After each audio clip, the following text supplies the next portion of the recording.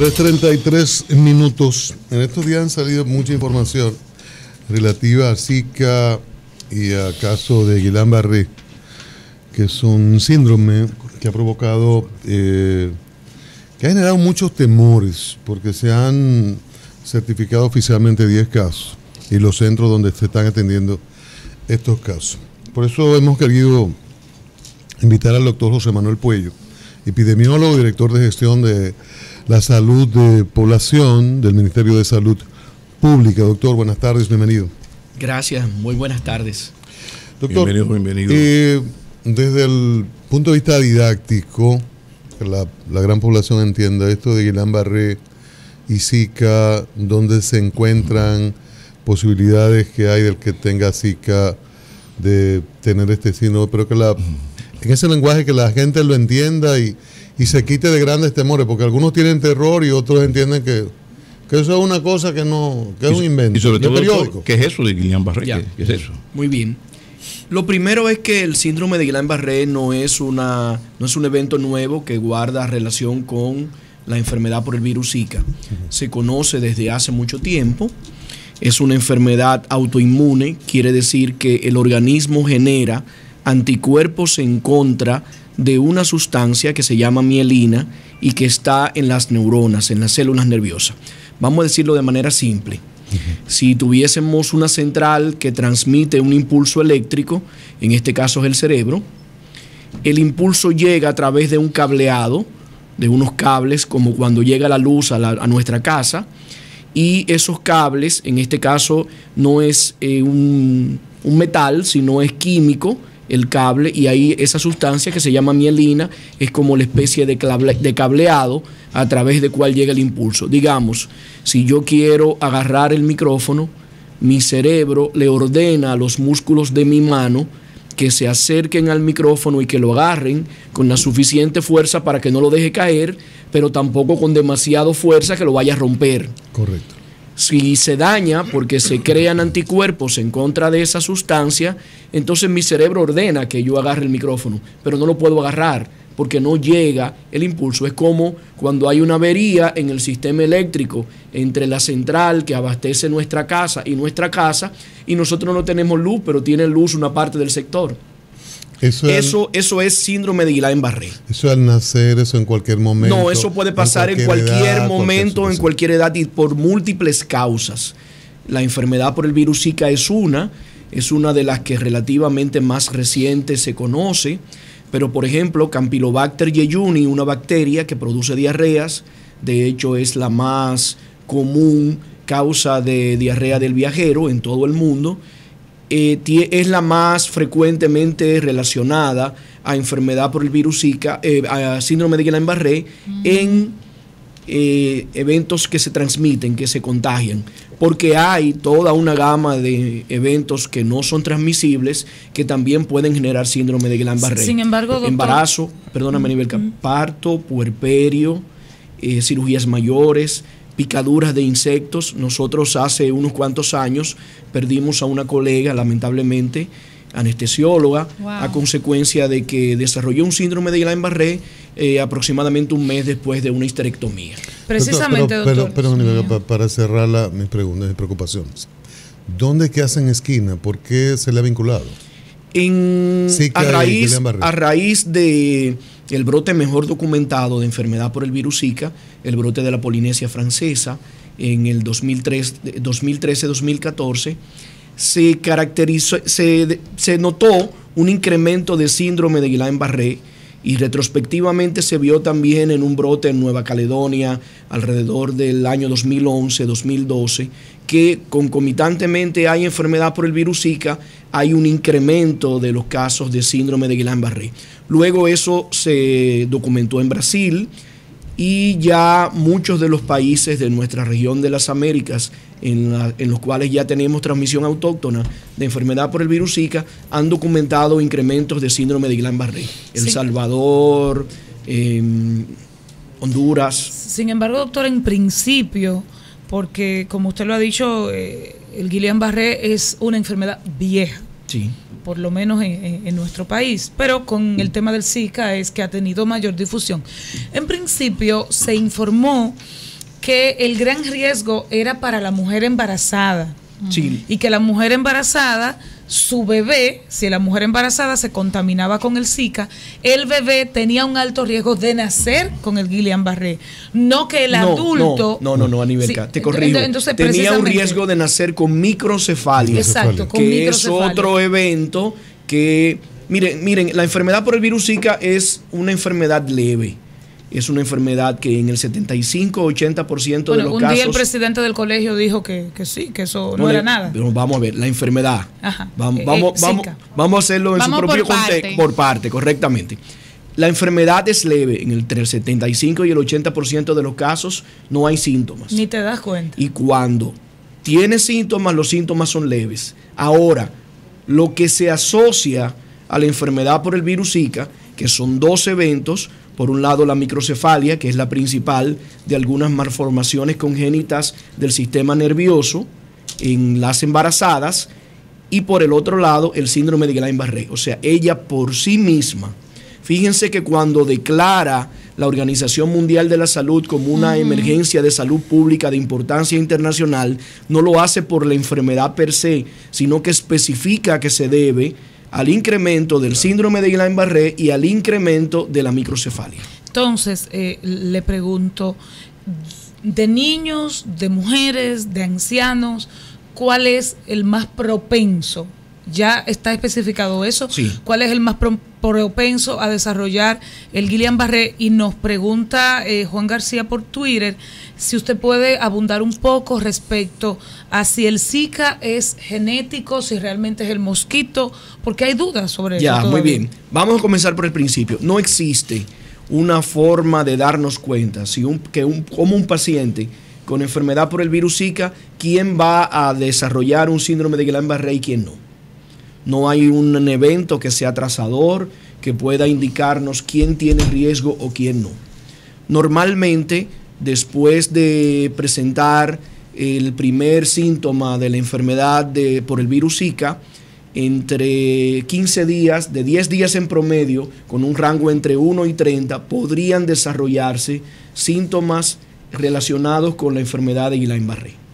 Entonces no tenemos, claro, eso es para Guillain-Barré. Para enfermedad por el virus Zika, evidentemente que no es igual cualquier trastorno, incluyendo los trastornos virales, cuando afectan a un adulto joven, a una persona sin enfermedades concomitantes, que cuando afectan a una persona envejeciente, que además es diabético, cardiópata, hipertenso. O sea, evidentemente cualquier evento, aún se tratara de gripe común, tiene esa connotación.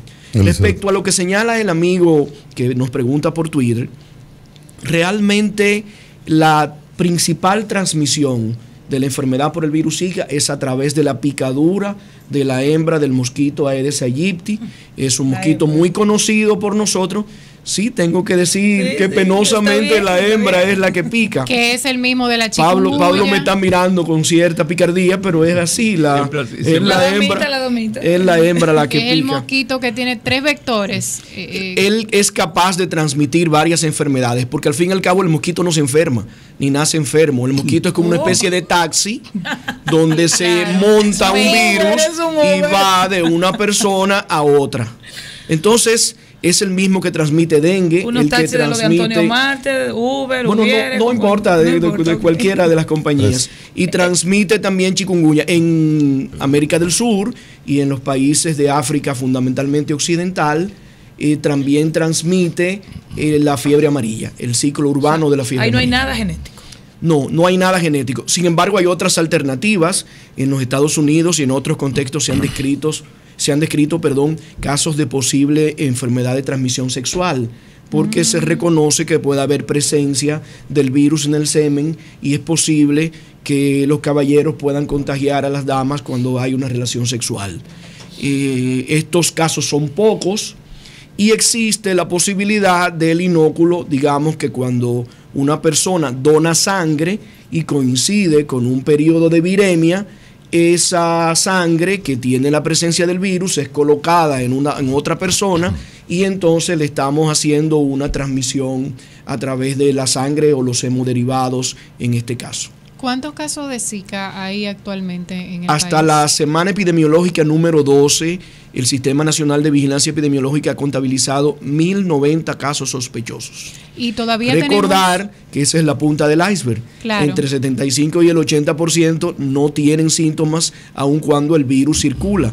Ese es el reto de la transmisión, porque esa persona no va al médico, no notifica, no sabemos, pero el mosquito puede picarlo en el momento en que tiene el virus y transmitirlo. Y seguimos reportando casos de chikungunya y de dengue. ¿Y cuántos? De dengue estamos, a partir de la semana anterior, estamos en los niveles endémicos. Ya inclusive nuestra alerta, nuestro sistema de alerta se parece mucho al que usa la Comisión Nacional de Emergencias y el COE para las alertas utilizando los términos del semáforo, los colores del semáforo. Ya pasamos de nuevo a la alerta verde. Dengue es una enfermedad que circula todo el año de manera endémica en el país, pero desde el pico enorme, el gran pico que hizo a la semana 44 del año pasado, la tendencia ha sido hacia la disminución y se encuentra en ese nivel de seguridad desde la semana pasada, y no hay circunstancia con eso. Con chikungunya, la enfermedad es un poco más, va a pasar igual que como va a pasar con Zika.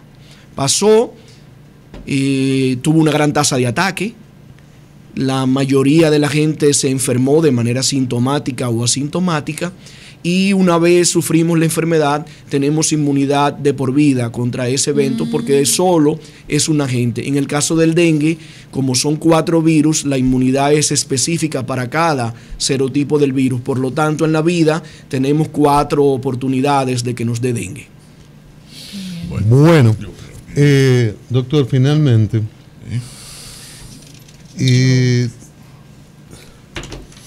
¿cuándo esto va a pasar? O sea, porque hay una serie de preocupaciones.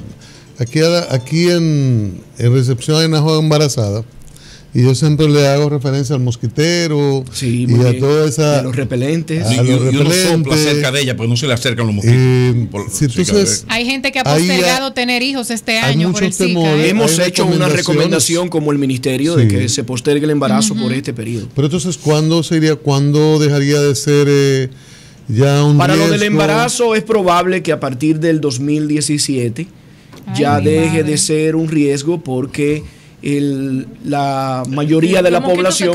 Atención, no, Ámbar los Luna. Mosquitos quedan vivos. Acuérdate que los mosquitos no se enferman. Y no, tampoco lo transmiten a su progenie. Entonces, ¿por qué al 2017? ¿Qué se está haciendo que eso podría estar? Atención, Ámbar Luna, el nieto para Zoila en el 2017. Independientemente de las intervenciones, la inmunidad específica que deja de por vida garantiza un cese en la transmisión. Fíjense que ustedes no tienen notificaciones de que la gente le dice, yo tengo chikungunya. Lo que la gente puede decir es que tiene los efectos crónicos, artríticos relacionados con chikungunya de aquella vez que le dio. Eso es otra cosa. Pero no es que son casos nuevos. Pues de eso se trata. Real y efectivamente el mundo es una aldea global y conforme el otro día escuché en un programa de radio a alguien que decía que si los mosquitos eran tan inteligentes y viajaban tanto que se podían trasladar en aviones y en barcos y llegar a los países, y lo que pasa realmente es que quienes viajan y quienes se mueven son las personas. Los mosquitos existen en la franja tropical y subtropical del mundo, y conforme la gente se mueve, tiene la oportunidad de que los mosquitos le piquen. Lo cierto es que lo de las unidades de atención primaria hay que acelerarlo. Eso no tiene que ver con usted, doctor, pero usted se atreve a responder 5 preguntas de nuestros oyentes. ¿Usted está de acuerdo? Claro que sí. Bien, con mucho adelante, Valor. Comunícate 809-334-5100 1-809-280-47 desde el interior sin cargos 1-866-476-1116 desde los Estados Unidos. Sol, la más interactiva.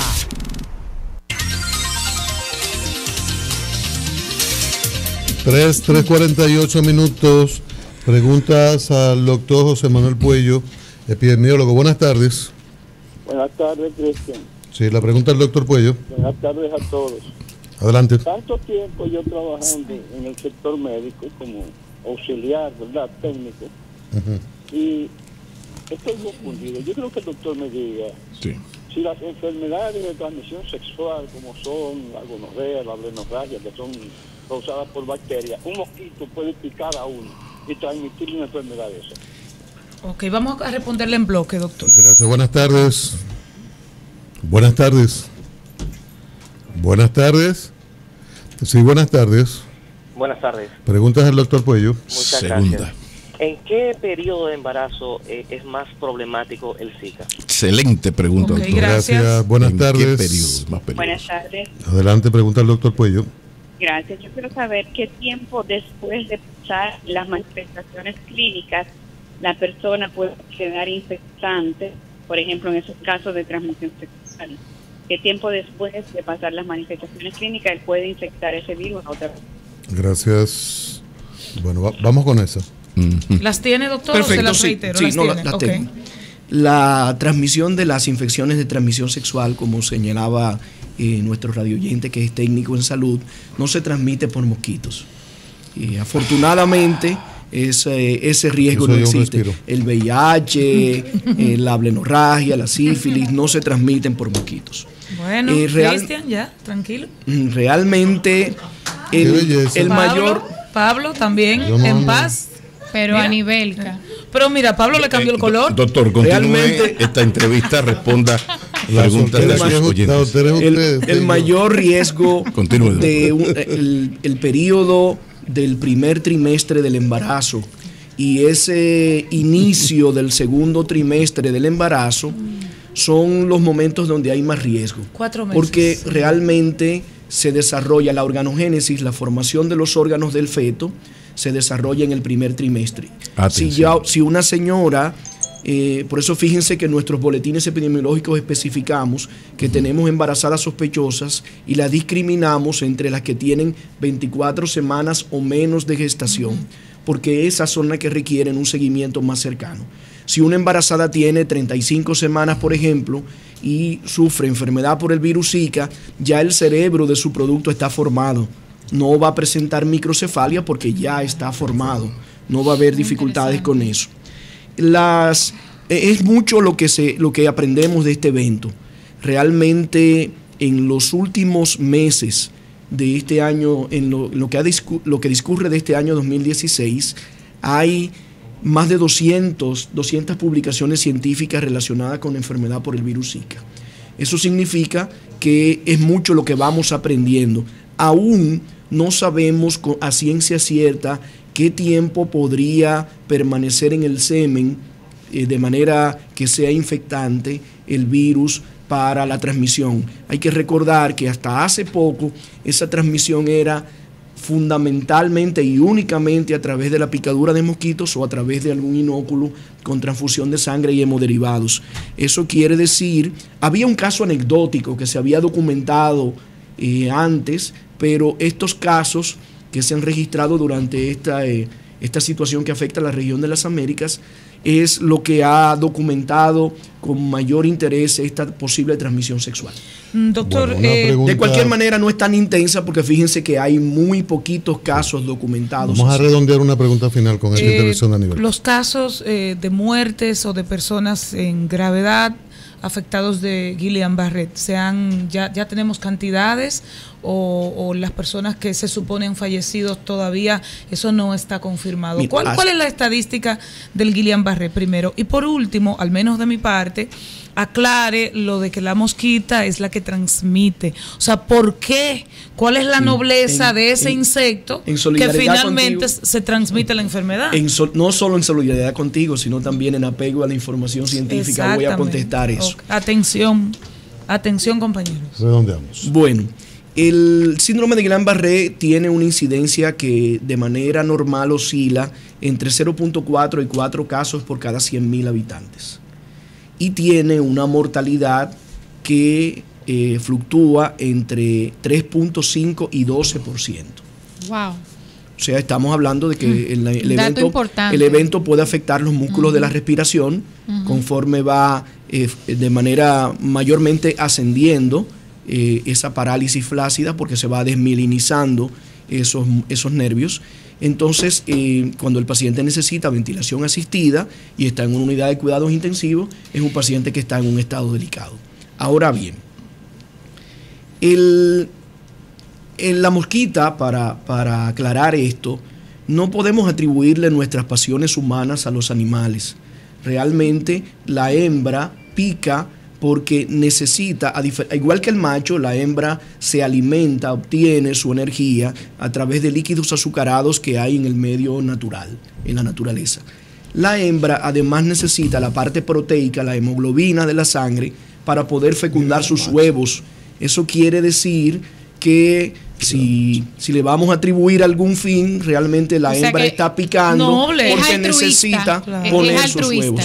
Claro. La mosquita es altruista. ¿Qué no hace una madre por sus hijos? Muchísimas gracias. Antes que esto se complique y se haga sexista. El doctor José Manuel Puello ha hecho una excelente explicación sobre Zika, Guillain-Barré, las medidas de prevención y ha ayudado a una comprensión mayor sobre estos problemas, los cuidados que hay que tener. Doctor es epidemiólogo, director de gestión de la salud de la población del Ministerio de Salud Pública. Doctor, muchísimas gracias. Muchas gracias a ustedes. Volveremos. Hasta luego. Cambio fuera, Vladi.